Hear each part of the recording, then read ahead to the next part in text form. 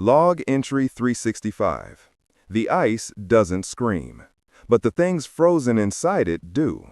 I know because I'm the one who thawed them out. A year ago, I was a scientist.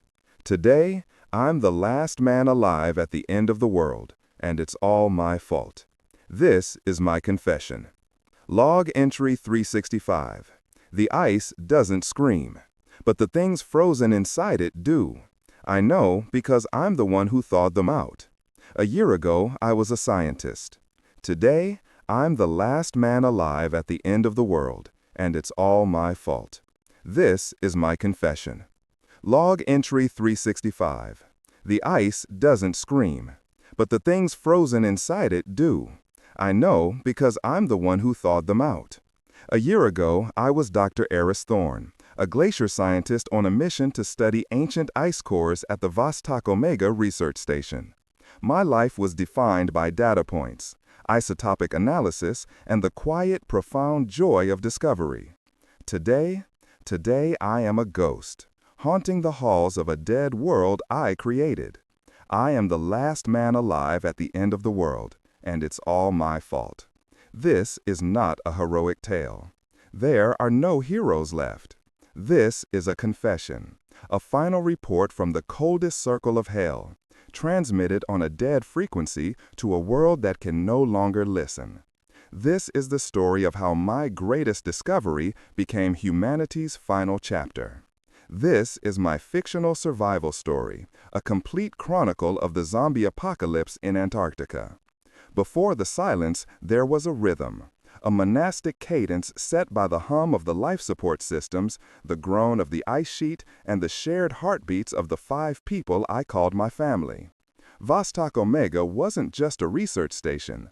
It was a marvel of engineering, a self-contained world buried under 2 miles of polar ice, a tiny, fragile bubble of warmth and life in the most hostile environment on Earth. It was our sanctuary against a continent that was actively trying to kill us every second of every day. The average temperature outside was a balmy -50 Celsius. A minute of exposed skin meant frostbite. 5 minutes meant you were leaving a part of yourself behind for the ice to claim. We were the keepers of this tiny, fragile flame of human life at the bottom of the world, a responsibility that bound us together tighter than any blood relation. Our lives were a tapestry of routine. Drilling, analysis, maintenance, shared meals in the mess hall where the scent of freeze-dried coffee mingled with the ozone smell of the air recyclers. We were a tiny human island in a sea of ice the size of a continent, and for a time, it was paradise. Commander Eva Rostova was our station chief, a woman who seemed carved from the same Siberian granite as her homeland. She was ex-Russian military, a strategist who saw the world in angles, probabilities, and acceptable losses. Her silence was more commanding than any shout. She moved through the station with an economy of motion, her presence a constant, reassuring weight. I remember one time, early in our tour, a pressure seal in the main dome began to fail during a Category 5 blizzard. Alarms blared, panic began to set in, the station groaning around us like a dying beast. While the rest of us were scrambling, shouting over the comms, Eva simply walked to the engineering console, her face impassive. She bypassed 3 automated systems, rerouted pressure to a secondary conduit, and stabilized the dome in less than 30 seconds. Then she turned to us, her eyes calm but hard. "Panic is a luxury," she said, her voice quiet but cutting through the noise. "We cannot afford it here." That was Eva. She was the bedrock of our little society, the unshakable foundation upon which our survival was built. She rarely spoke of her past, but I knew she carried a weight, a sorrow that she kept locked away behind that disciplined exterior. In her private moments, I would sometimes see her looking at a worn photograph she kept in her locker, her expression softening in a way I never saw otherwise. She was our protector, our commander, and our quiet, unyielding shield against the abyss. If Eva was our shield, Dr. Lena Petrova was our fire. She was our lead biologist, a woman whose mind moved faster than light and whose passion for discovery was not just infectious, it was a force of nature. Her laughter was the brightest sound in that sterile white world, a melody that could cut through the deepest polar night. She saw life not as it was, but as it could be, a puzzle of infinite, beautiful possibilities. I remember countless nights spent with her in the lab, arguing over data, fueled by coffee and the sheer thrill of the unknown. She would fill whiteboards with complex equations and biological diagrams, her hands moving in a blur, her eyes shining with an intensity that was both captivating and a little frightening. "Think of it, Eris," she would say, gesturing wildly at a projection of a tardigrade's genome. "Life doesn't just survive here, it thrives. It adapts in ways we can't even imagine. We're not just studying ice, we're studying the very limits of existence."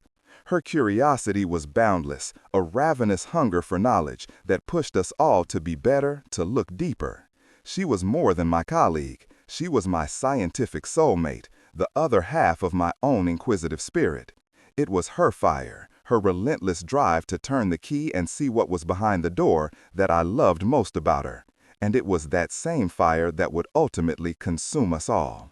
Ben Carter was the station's steadfast, beating heart. As our drilling engineer, he was the man who wrestled with the ice itself, a job that required a unique blend of brute force and delicate precision. He was a man of simple pleasures and profound common sense, the station's conscience.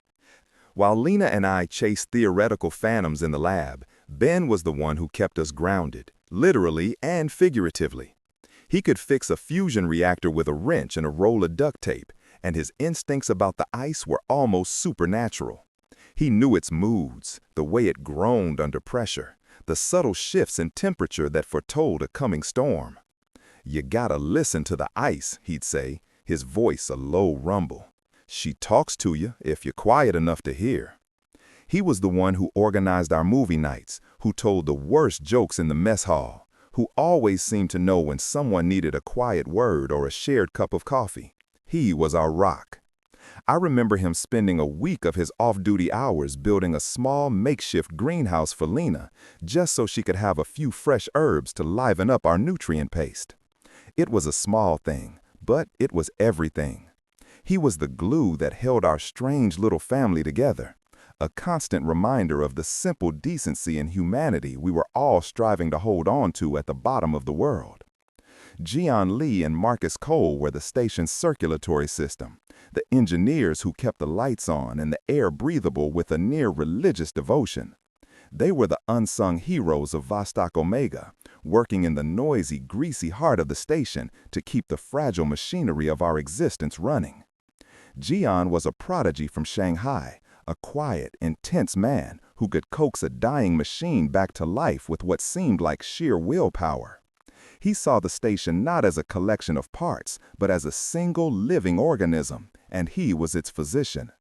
He would spend hours tracing a single faulty wire through meters of conduit, his focus absolute. Marcus, an American ex-Navy mechanic, was his perfect counterpart.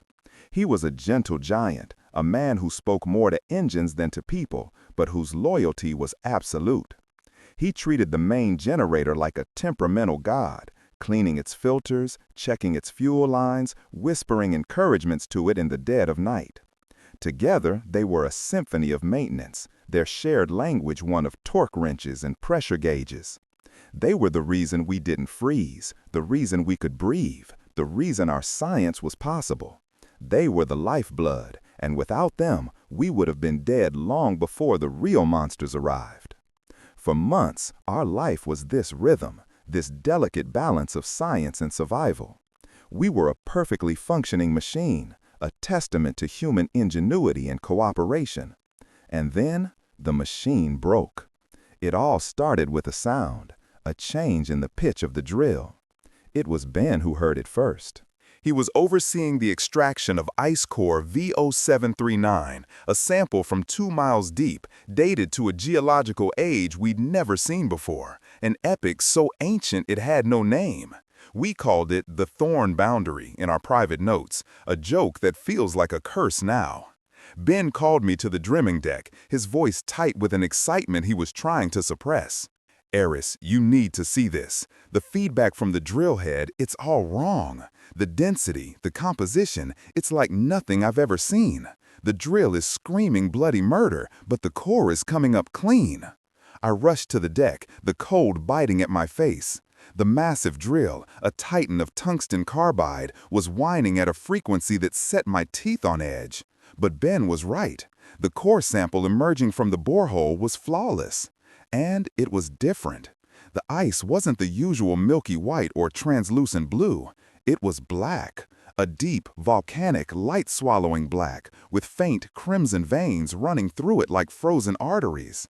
It was beautiful and deeply, profoundly unsettling. We gathered around it, the five of us, staring in silent awe. This wasn't just another sample. This was a paradigm shift. This was the discovery of a lifetime. The air crackled with excitement. Lena was practically vibrating, her mind already racing with possibilities. Eva was stoic, but I could see a flicker of something in her eyes. Pride, perhaps, or maybe apprehension. Ben, however, just stared at the black ice, his brow furrowed. "Some things are buried for a reason, Eris," he murmured, so low I almost didn't hear him. I should have listened. We moved the core to the sub-level biolab, a gleaming white sanctuary of sterility, a sealed environment meant to contain any potential contagion. The protocol was strict, drilled into us until it was muscle memory. But curiosity is a dangerous thing in a place designed to kill you. For 3 days, that lab became our entire world. We slept on cots, fueled by coffee and the intoxicating thrill of discovery. Lena was in her element, her fingers flying across keyboards, running simulations, her face illuminated by the monitor's glow, her eyes wide with a kind of religious awe. Trapped inside the black ice were microbial cells, perfectly preserved in a state of cryptobiosis. We were looking at life from a time before the known kingdoms, a third genesis.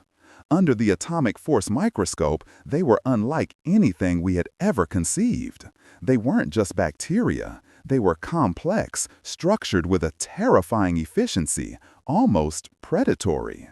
They possessed a unique crystalline lattice in their cell walls that seemed to absorb and retain energy with near-perfect efficiency. Lena called them a perfect organism, a life form that had evolved in an environment so hostile its only biological imperative was to survive, adapt, and dominate. Her theory, which she laid out on a whiteboard in a flurry of equations and diagrams, was that they were a form of cellular parasite, but one that didn't just infect a host, it rewrote it. It assimilated the host's cellular structure, repurposing it, optimizing it, turning flesh and bone into a more efficient vessel for its own propagation. "It's not a virus, Eris," she explained, her voice trembling with excitement. "A virus is a hijacker. This thing is a colonist. It doesn't just take over the cell's machinery, it melts it down and forges it into something new, something better. Imagine a cellular engine that doesn't age, that doesn't decay, it just persists." Her enthusiasm was contagious. We were on the verge of unlocking the very secrets of life, of understanding evolution on a level no one had ever dreamed of. The debate began on the third day. Lena wanted to introduce a simple enzyme solution, a catalyst, to see if we could trigger a metabolic response. "Just a spark," she'd pleaded, her eyes shining, "to see if the engine still turns over. We can't come all this way and not turn the key, Eris. We can't." Ben, who had been watching our feverish work with a growing unease, was vehemently against it. He'd bring us sandwiches and coffee, but he'd stare at the containment vial with a deep-seated dread. He kept talking about Pandora's box, about letting sleeping dogs lie. 2 miles of ice is a hell of a tombstone, he argued, his voice low and serious. "That's not preservation, Eris, that's a prison. Maybe we should just leave it be, contact the outside world, bring in a specialized team." But that would take months, maybe a year. The discovery would no longer be ours. The glory, the understanding, the Nobel Prize, it would all be someone else's. The argument lasted for hours, the 4 of us in that sterile white room, debating the fate of the world, though we didn't know it. Eva, ever the pragmatist, weighed the risks against the potential rewards. But she deferred to me. I was the station's chief scientist. The final decision was mine. Ben looked at me, a silent, desperate appeal in his eyes. Lena looked at me, her expression burning with the fire of imminent discovery. I saw a legacy. I saw my name in history books. I saw the answer to life's greatest questions. I was a scientist. I was an explorer. I gave the order. That was my first mistake. My single, world-ending mistake. The reaction was instantaneous. The moment the automated pipette introduced the enzyme solution into the petri dish, the cells didn't just activate, they swarmed. It was an explosion of life. They replicated with explosive, terrifying speed, consuming the enzyme solution and forming a visible, pulsating biomass in the dish. It was a deep, unsettling crimson, and it seemed to throb in time with our own frantic heartbeats. "My God," Lena whispered, her face pressed close to the containment shield. "The efficiency! It's converting the solution into biomass at a 99% rate. It's perfect." That's when the alarm blared, a high-pitched shriek that shattered the moment of awe. A pressure sensor had failed. The lab's automated quarantine system kicked in, heavy steel doors slamming shut with grim finality, but it was too late.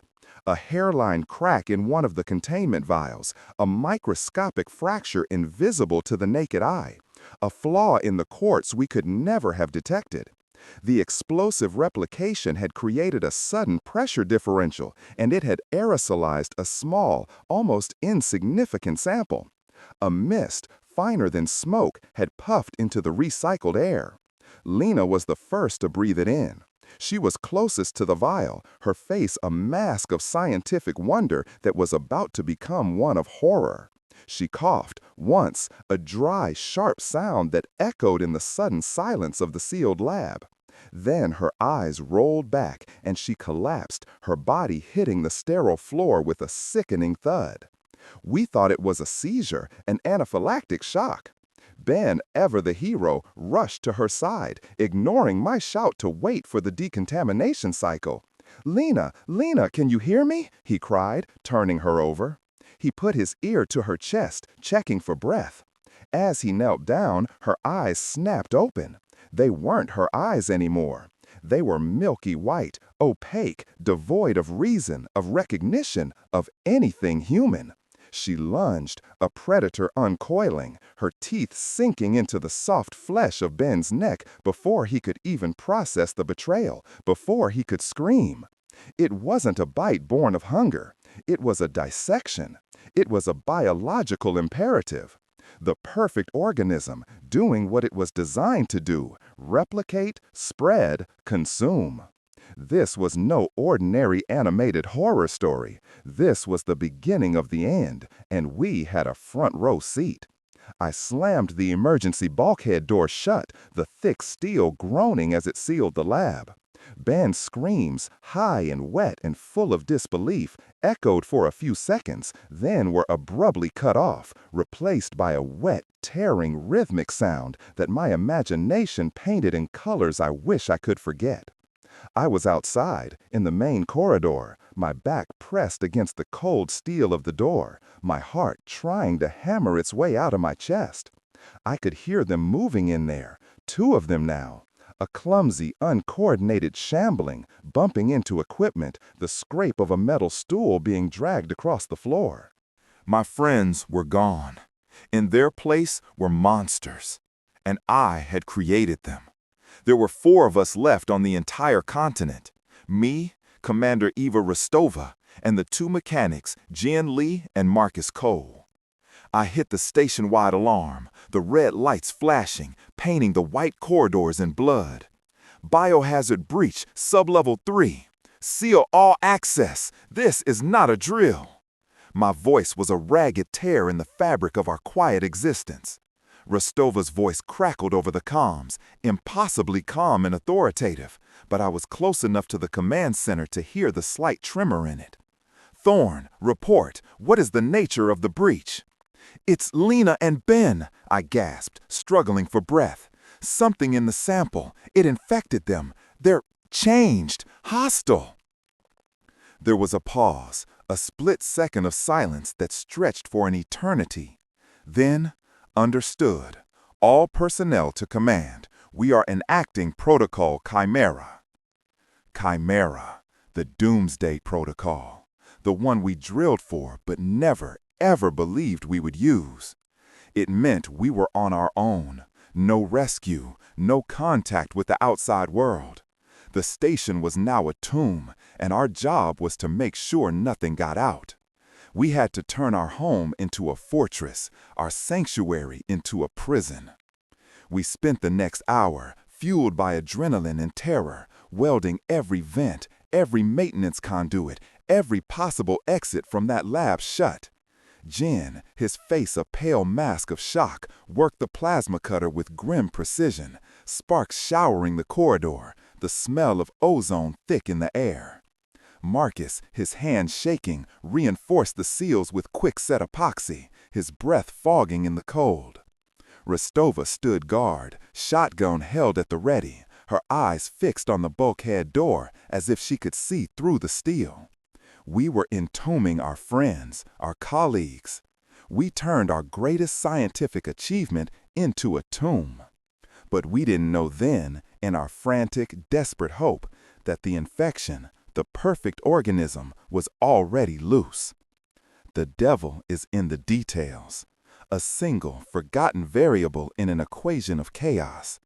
Marcus had a small cut on his hand, a shallow gash from a rogue maintenance panel earlier that day. He'd been working on a rattling vent cover in the corridor outside the lab just before the alarm went off. A single drop of Lena's infected blood, expelled in that first violent cough, had splattered on the back of his glove. He'd wiped it off, of course, a reflexive, thoughtless action in the ensuing panic. But a microscopic amount, a few hundred of the perfect organism cells, had found their way to that tiny break in his skin. We didn't see it. We couldn't have known. An hour after we sealed the lab, as a false sense of security began to settle over us, he started shivering. We were in the mess hall, the four of us, the silence deafening. John was trying to make coffee, his hands still trembling. Rostova was cleaning her shotgun with methodical, chilling calm. I was staring at the station schematics, trying to find a flaw in our quarantine. Marcus was huddled in a corner, wrapped in a thermal blanket. "Just the shock," he muttered. "I'll be fine." We gave him a blanket, thinking it was shock. Then the fever hit, a raging inferno that left him delirious, muttering about the cold, about the walls closing in. His skin grew pale, his veins standing out dark against his flesh. John tried to give him water, but he swatted it away with surprising strength. Then came the aggression, his eyes clouded over, the color draining away to that same terrifying, milky white. He lunged at John with a heavy pipe wrench he'd had on his belt, his face a mask of mindless rage, a guttural snarl ripping from his throat. Rostova didn't hesitate. She didn't plead or try to reason with the thing that was wearing her subordinate's face. The emergency flare gun she kept in her office, the sound it made in the enclosed corridor was deafening, a cannon blast that ruptured our eardrums. The smell was worse. That's when we understood the true, insidious nature of our enemy. It wasn't a bite. It wasn't a transfer of saliva. It was any exposure to infected tissue. A single cell, a microscopic parasite on a drop of blood, was a death sentence. The zombie apocalypse in Antarctica had a unique, terrifying vector. We were now 3. The week that followed Marcus's death was a waking nightmare. The 3 of us moved through the station like ghosts, haunted by the faces of our dead friends and the constant gnawing paranoia that we could be next. We were survivors, but we were also prisoners, locked in a tomb of our own making. Sleep was a luxury none of us could afford. Every cough, every stumble, every pained groan from one of us sent the other 2 scrambling for a weapon. We'd stare at each other across the mess hall table, scrutinizing every inch of exposed skin for a cut, a scratch, anything that could be a vector. The trust that had once been the bedrock of our existence was shattered, replaced by a cold, clinical suspicion. John was taking it the hardest. He barely spoke, his hands in a constant tremor. He would spend hours running diagnostics on the air filtration system, convinced he was breathing in the infection, that it was only a matter of time. I tried to reason with him, to show him the data, but he would just shake his head and walk away. My own guilt was a physical weight, a pressure in my chest that made it hard to breathe. I would replay my decision over and over in my mind, the faces of Lena and Ben flashing before my eyes. It was my ambition, my pride, that had brought this hell upon us. Rostova was the only thing holding us together. She forced us into a new routine, a rigid schedule of systems checks, perimeter sweeps via camera, and physical training. Discipline is the only thing that will keep us alive, she stated, her voice leaving no room for argument. The moment we give in to fear, we are already dead. It was during that first week that we learned more about them. The cold, we soon discovered, didn't kill them. It preserved them. It made them sluggish, patient hunters, eternal.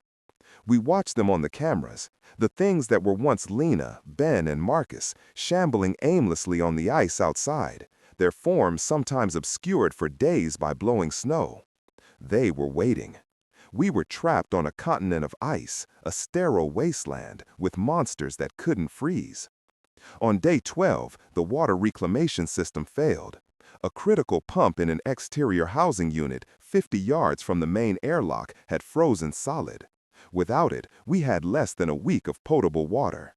It was our first real test, the first time we had to willingly step outside into their world. Gian, our remaining mechanic, was terrified but resolute. He'd spent days studying the schematics, a grim determination setting in his features. "I can fix it," he said, his voice tight, "but I can't do it alone. The manual override is a two-person job, and I need a lookout." Rostova and I were the only choice.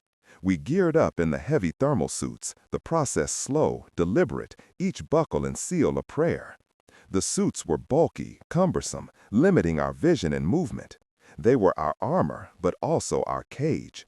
The plan was simple. Rostova would provide overwatch from the airlock with a high-powered rifle she'd salvaged from the emergency stores.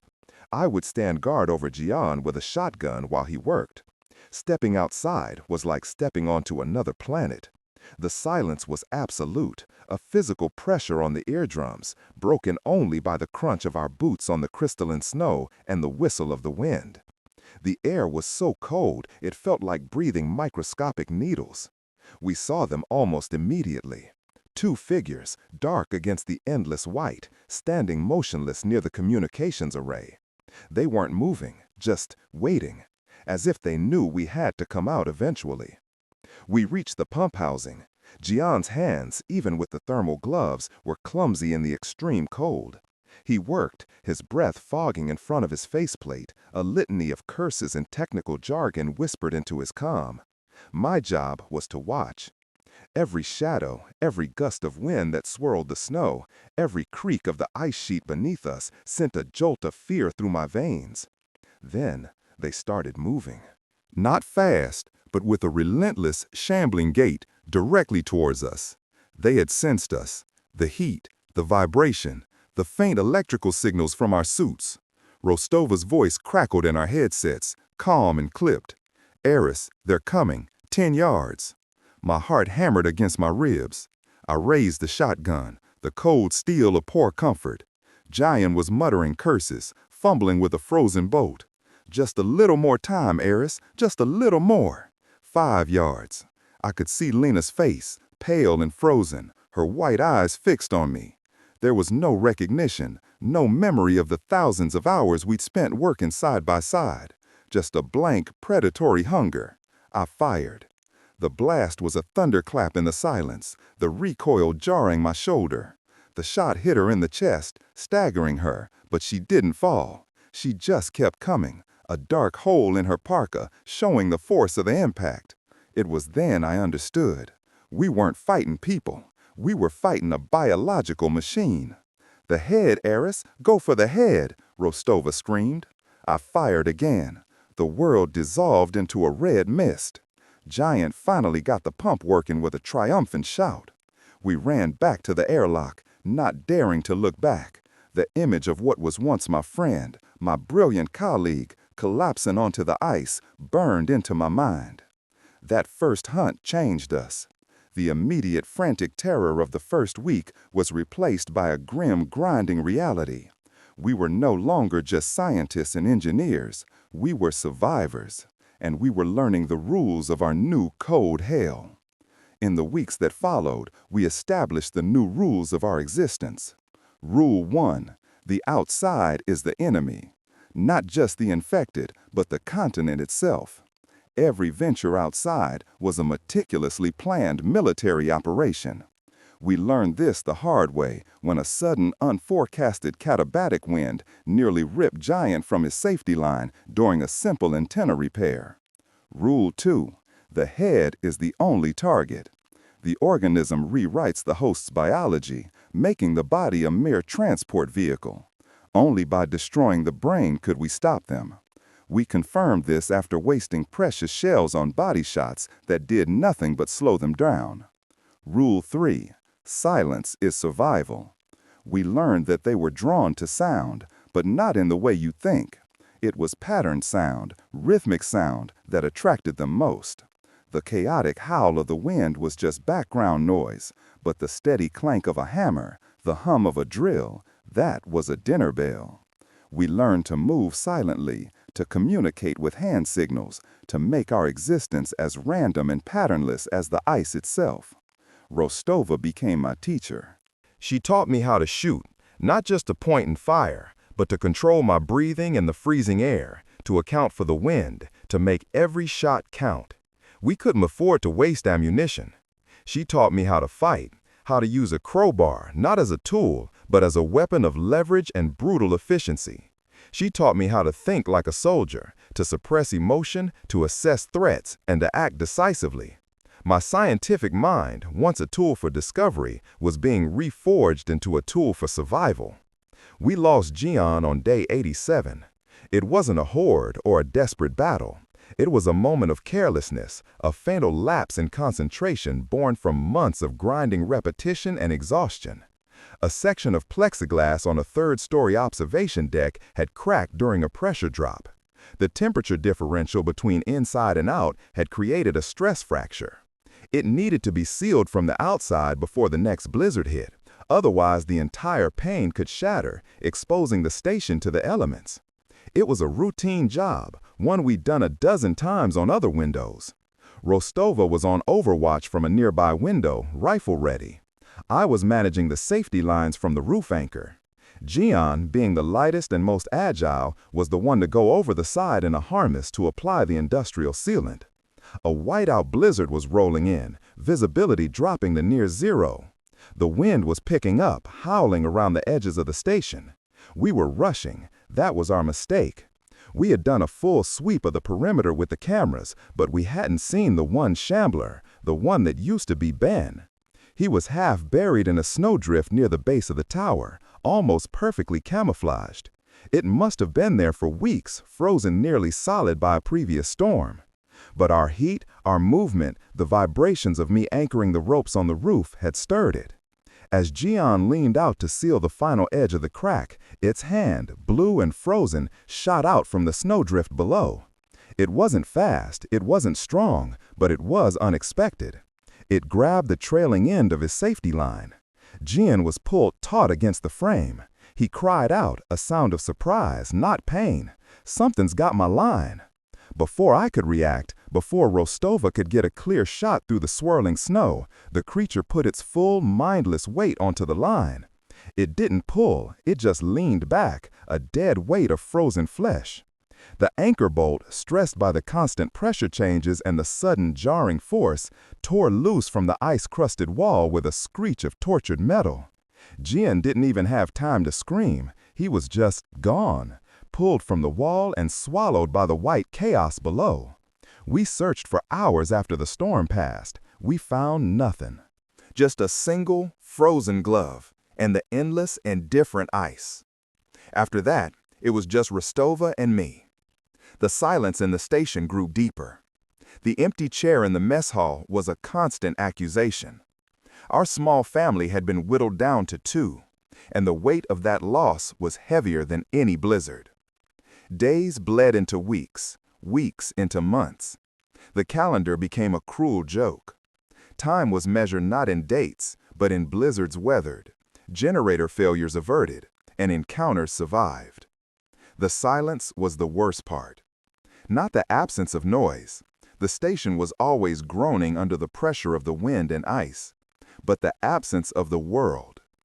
Every day, I would spend an hour in the comms room, cycling through every frequency. AM, FM, shortwave, military bands, satellite uplinks. Nothing. Just the hiss of static, the cosmic background radiation of a dead civilization. Had it spread? Had a single microscopic cell hitched a ride on our last supply plane? Was the whole world as silent as our frozen continent? The not knowing was a special kind of torture. The isolation began to wear on us.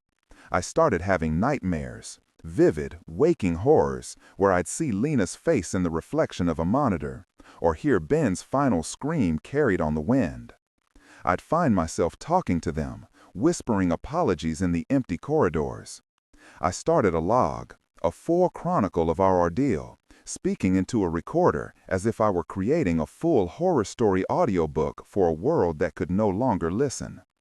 Rostova, ever the soldier, seemed immune, but I saw the cracks in her armor. I'd find her staring at that small, worn photograph she kept in her locker, a young girl with her same determined eyes.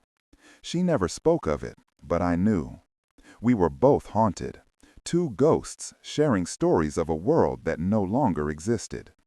One night, during a particularly violent blizzard, the power flickered and died for a full minute. We were plunged into absolute darkness and silence, save for the screaming wind. In that moment, I felt a primal terror I had never known. It wasn't the dead outside I was afraid of, but the crushing, suffocating weight of our solitude. When the lights came back on, I saw Rostova clutching that photo, her knuckles white. We developed a routine, a rigid schedule that kept madness at bay. 0600, wake up. 0630, physical training in the gym. 0800, perimeter check via cameras. 1000, systems maintenance. 1200, midday meal, usually a tasteless nutrient paste. The afternoons were for projects, reinforcing fortifications, melting snow for water, cataloging our dwindling supplies. We held back the abyss with routine and discipline because we knew that the moment we let go, the moment we gave in to despair, we were already dead.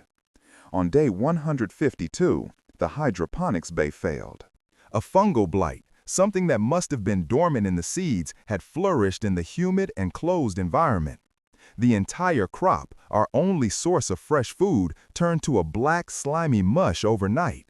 Our survival timeline, once measured in years of canned goods, was suddenly slashed to months. There was one other option: Outpost Grimsvon, a small automated weather station about 20 kilometers away. It had a small emergency cache of long-term rations. Getting there meant a 10-hour round trip in the small, unarmored snowcat across a treacherous ice field known for hidden crevasses. It was a risk, but starvation was a certainty. We planned the mission for a week, waiting for a clear weather window. The journey was tense. The snowcat felt fragile, a tiny metal box in an endless world of white. We navigated by GPS and ground-penetrating radar, the screen showing the terrifying dark voids of the crevasses beneath us. We made it to Grimsvon. It was a ghost station, half buried in snow, its antenna skeletal against the gray sky. The supply cache was intact. As we were loading the last of the crates, we saw it. A figure shambling towards us from the direction of the coast. It wasn't one of ours. It was wearing the tattered remains of a sailor's uniform. It meant the infection wasn't just us. It had come from somewhere else, or it had gotten out. The question of whether we were the only ones was answered. We weren't. We were just the first. The journey back was a frantic race against a coming storm, the lone sailor a new, terrifying ghost in our minds. Half a year in, we faced our greatest test. A shift in the polar vortex brought with it the worst storm in a decade, a relentless hurricane of ice and wind that lasted for 2 weeks. The temperature dropped to 100 below zero with wind chill. The station groaned and shuddered under the assault, the metal contracting and screaming. We were trapped, but so were they. The storm had driven them to seek shelter, and the only shelter for 100 miles was Vostok Omega. They came in a horde, not just the ones from our station, but others. The sailor we saw, and more like him. We never knew where they came from. Perhaps another, smaller outpost we didn't know about. Perhaps the crew of a crashed plane. They were drawn by the faint warmth leaking from our station, a beacon in the frozen hellscape. There were dozens of them, a slow, shambling tide of frozen bodies. They weren't fast, but they were tireless. For 14 days, they clawed and beat against the walls. The sound was a constant, maddening drumbeat, a rhythmic thud, thud, thud that vibrated through the station's frame, a reminder of the siege we were under. They threw themselves against the reinforced windows, the thick plexiglass cracking and crazing under the assault, starburst patterns spreading across our only view of the outside world. They piled up against the main airlock, their collective weight threatening to buckle the steel. Sleep became impossible. The constant, rhythmic thudding was a physical presence, a vibration that worked its way into our bones. Rostova and I took turns on watch, 4 hours on, 4 hours off. We'd sit in the darkened command center, watching the perimeter cameras, the grainy, infrared images showing the mass of bodies pressing in on us from all sides. It was a glimpse into hell, a writhing sea of white-eyed monsters. On the 10th day of the siege, the main generator, strained by the extreme cold and the constant power draw of the heating systems, began to sputter. The lights flickered and the heating systems groaned. A warning light flashed on the console. Coolant leak. The system was overheating. We both knew that if the power failed, the station would become a frozen tomb within hours. We would die, and then they would get in. That was the moment I truly understood despair. We weren't fighting for victory. We were fighting for a postponement of the inevitable. It was a battle of attrition, our technology and will against their mindless, unending persistence. The generator needed a manual restart and a coolant flush, a procedure that could only be done from an external access panel, a panel located on the most exposed side of the station, the side where the horde was thickest. It was a suicide mission. We stood in the command center, the flickering lights casting long, dancing shadows on the walls. "It's the only way," Rostova said, her voice flat, devoid of emotion as she racked a shotgun. "One of us creates a diversion, the other gets to the panel." My blood ran cold. A diversion? How? "Eva, look at them. There are dozens." She pointed to the vehicle bay on the monitor, where a heavy-duty snowcat sat, its fuel tanks nearly full. "I drive that out the secondary bay, make a lot of noise, head east, draw them away. You'll have maybe 5 minutes. That's all I can give you." I stared at her, horrified. "You'll never make it back. The treads will freeze. They'll swarm you. That's not a plan. That's suicide." "It's the only plan we have," she countered, her eyes like chips of ice. She turned to face me, her expression softening for a fraction of a second. "Listen to me, Eris. You're the scientist. You understand this place. You understand the enemy. If one of us is going to survive, it has to be you.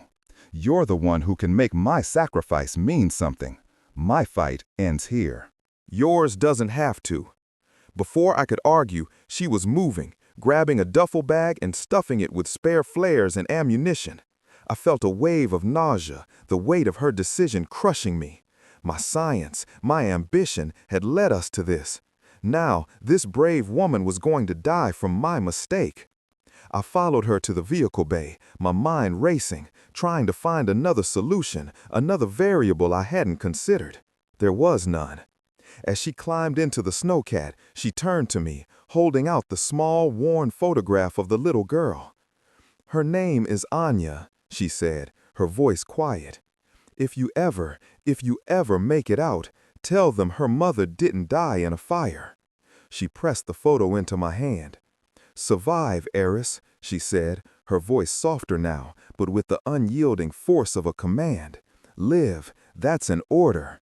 Then she slammed the door, the engine roared to life, and the massive bay door began to grind open, revealing the swirling chaos of the blizzard and the waiting horde. The snowcat burst out into the storm like an enraged beast, its floodlights cutting through the whiteout. The effect on the horde was immediate. Their relentless pounding on the station walls ceased as they turned, their movement sluggish in the extreme cold, towards the new stimulus of light, heat, and sound. Rostova didn't just drive, she charged, plowing through the ranks of the infected. The crunch of frozen bodies under the massive treads, audible even over the engine's roar. She fired flares into the blizzard, brilliant red blossoms of light that drew the horde's attention like moths to a flame. It was working. The main entrance was clearing. A path was opening. "Now, Eris, go!" Her voice yelled over the comms, strained and full of static. I ran. I moved faster than I ever thought possible, my bulky thermal suit feeling like a lead weight. The 5-minute sprint to the generator panel felt like a lifetime. The wind tore at me, trying to rip me from my feet. The cold was a physical blow, burning my exposed skin. I reached the panel, my fingers fumbling with the frozen latches, my breath coming in ragged, painful gasps. I could hear the sounds of the battle behind me, the roar of the snowcat, the crack of Rostova's rifle, the eerie, collective moan of the horde. I worked frantically, my training as an engineer kicking in, my mind a cold, clear space of process and procedure. I flushed the coolant, rerouted the power, and hit the ignition sequence. The station's lights flickered, died, then flared back to full, steady life. The hum of the generator was the most beautiful sound I had ever heard. A wave of relief washed over me, so potent it almost brought me to my knees. "It's done! Eva, it's done! Get back here!" I screamed into my radio. The only reply was a burst of static. Then her voice, faint and ragged. "They're through the windshield. Eris, make it count!" Then the sound of shattering glass and a single, final gunshot. Then silence. The most absolute and terrifying silence I have ever known. I made it back inside, sealing the airlock behind me, my body shaking uncontrollably. I stumbled to the command center and watched the monitors for hours, hoping for a miracle I knew would not come. I saw the snowcat, stalled and dark, half buried in a snowdrift about a kilometer from the station. I saw the horde swarming it, their mindless persistence renewed, clawing at the metal shell. There was no sign of Rostova. She was gone. She had saved me. She had bought me time with her life. The silence that descended upon the station in the days that followed was different. It was heavier, more profound. Before, it was a shared silence. Now, it was just mine. The weight of being the last human, not just in Antarctica, but for all I knew, on Earth, settled upon me. My guilt, which had been a constant companion, now became my only fuel. I survived for her. I maintained the systems for her. I documented everything for her. I spent the next month in a haze of grief and work. I wrote down my scientific observations of the infected, their behavior, their weaknesses, hoping that somehow this information might matter. I noted how they were drawn to light, but seemed agitated by specific frequencies of sound. I noted how, while they couldn't freeze to death, their cellular structure became brittle in extreme cold, making them vulnerable to shattering impacts. My grief became a weapon. I spent a month in the machine shop, fueled by rage and Rostova's memory, modifying one of the geological survey drills. I repurposed its sonic emitter, focusing the beam into a tight, high-frequency pulse. It was a complex piece of engineering, requiring me to recall every lesson from my physics degree, to push my understanding of acoustics to its absolute limit. I worked until my hands were raw, until I collapsed from exhaustion, only to wake up and start again. I called it the Sonic Lance. The first time I tested it, from the safety of the observation deck, on a lone shambler frozen in a snowdrift, the effect was devastating. The creature didn't just fall, it shattered, like a statue of ice hit by a sledgehammer. It was a small victory, a moment of grim satisfaction in a world of loss. My log entries were no longer just a record of survival. They were a testament to her sacrifice, a complete fictional survival story for an audience of none. I would not let her sacrifice be in vain. I would endure. I would survive. I would be the witness to the end of all things. The story of the Glacier Scientist and the zombie plague he unleashed would have its final chapter written. Which brings me to today, day 365, a full year since the world ended. The generator is stable, for now, thanks to Eva. It's just me. The station is a ghost ship, a tomb floating on a sea of ice. The last of the canned food is gone. I'm now surviving on vitamin paste and melted snow. But something has changed. For a year, the world has been silent. Every radio frequency, every satellite band, nothing but the ghost hiss of an empty cosmos. Until this morning, a signal. Faint, heavily encrypted, but repeating on a secure military channel. It's not a distress call. It's a beacon. A simple, repeating string of data, a heartbeat in the static. And it's not coming from off-world. My triangulation software places its origin point roughly 800 kilometers from here, deeper into the Antarctic interior, towards the pole of inaccessibility. From a location that isn't on any map, a ghost facility. Someone else is out here, or something else. Is it the source of the organism? Another group of survivors? A military black site that was studying this thing long before I thought it out? The questions are a fire in my mind. My guilt has been my fuel, but now I have something new, a destination, a purpose beyond mere survival. I'm packing what's left of my gear. I'm retrofitting the station's second, smaller snowcat. I'm leaving Vostok Omega. The decision feels both terrifying and liberating. For a year, these walls have been my prison in my sanctuary. To leave is to step off a cliff into the unknown. I spend a week preparing. I mount the sonic lance to the roof of the snowcat, powered by a secondary generator. I load the remaining rations, the spare fuel, and Rostova's rifle. Before I leave, I walk through the station one last time. I stand in Lena's lab, now a cold, dark tomb. I touch Ben's empty chair in the mess hall. I go to Rostova's quarters and leave the photograph of Anya on her pillow. My final act is to rig the station's main reactor to overload. A dead man switch tied to a timer. In 24 hours, Vostok Omega will be vaporized, a cleansing fire that will erase my mistake from the face of the continent.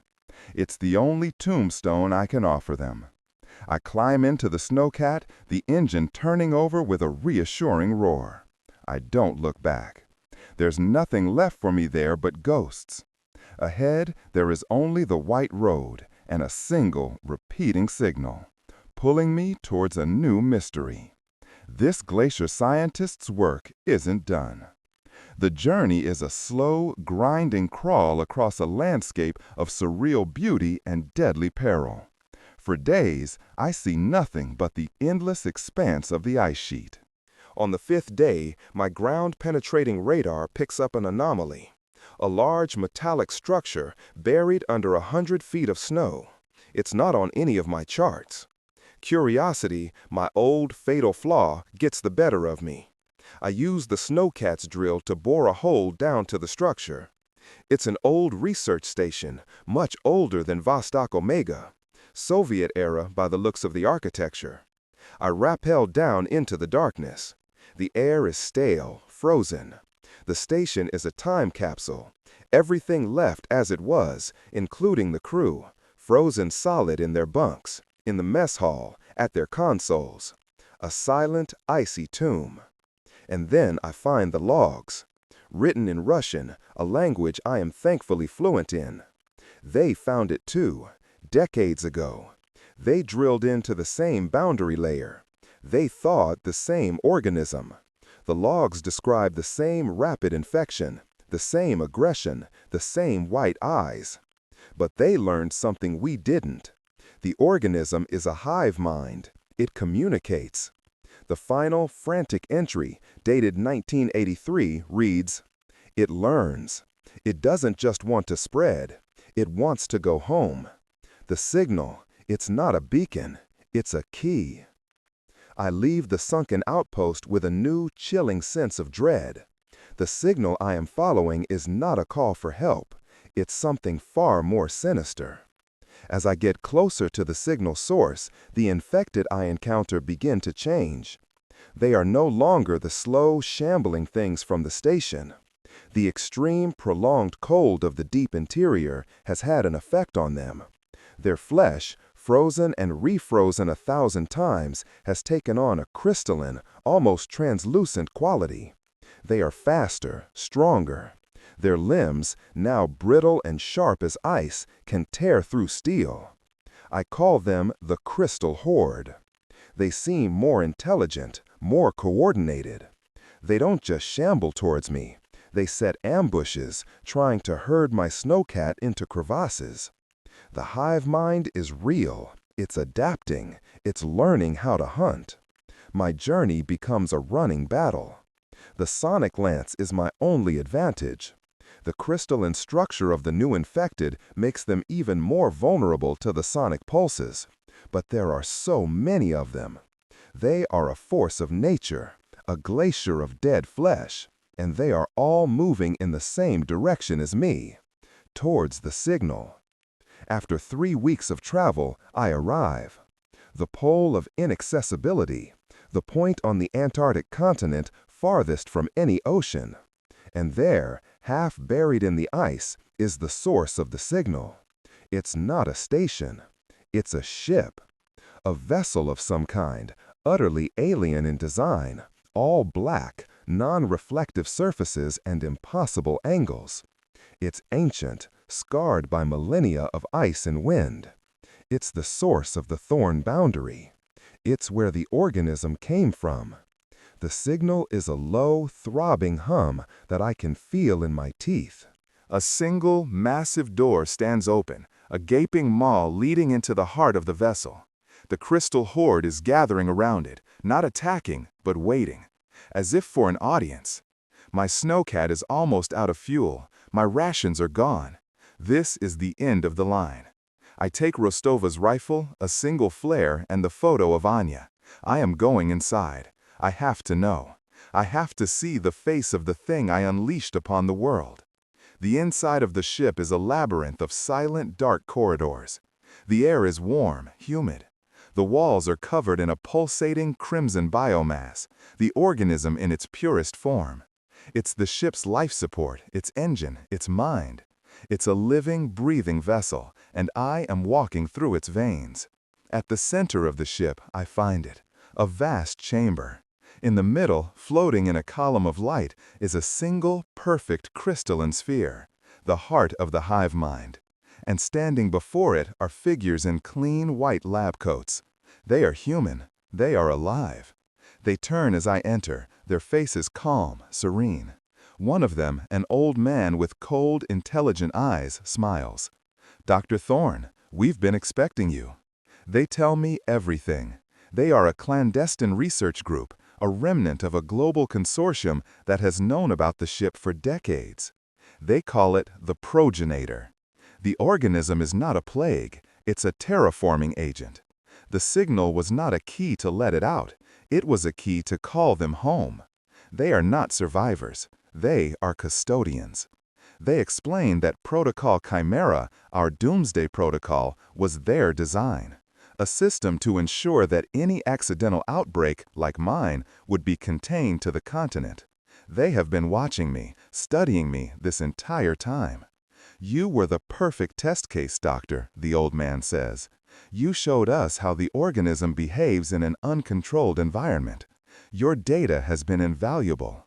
My year of hell, the deaths of my friends, Rostova's sacrifice, it was all just an experiment. They offer me a choice. Join them and be part of the next stage of human evolution, a world cleansed and perfected by the organism. Or refuse and be given to the horde waiting outside. My entire journey, my quest for redemption, has led me to this single, impossible moment. I look at the pulsating heart of the hive mind. I look at the cold, smiling faces of the men who watched my friends die for the sake of their data. I think of Lena's passion, Ben's kindness, Gian's courage. I think of Rostova's final order: live. What does it mean to live? To survive at any cost, even if it means becoming a monster? Or to fight for what you know is right, even if it means you won't survive at all? I look down at the flare in my hand, a single brilliant red blossom of light, the kind Rostova used to draw the horde away. To make her last stand. I finally understand what I have to do.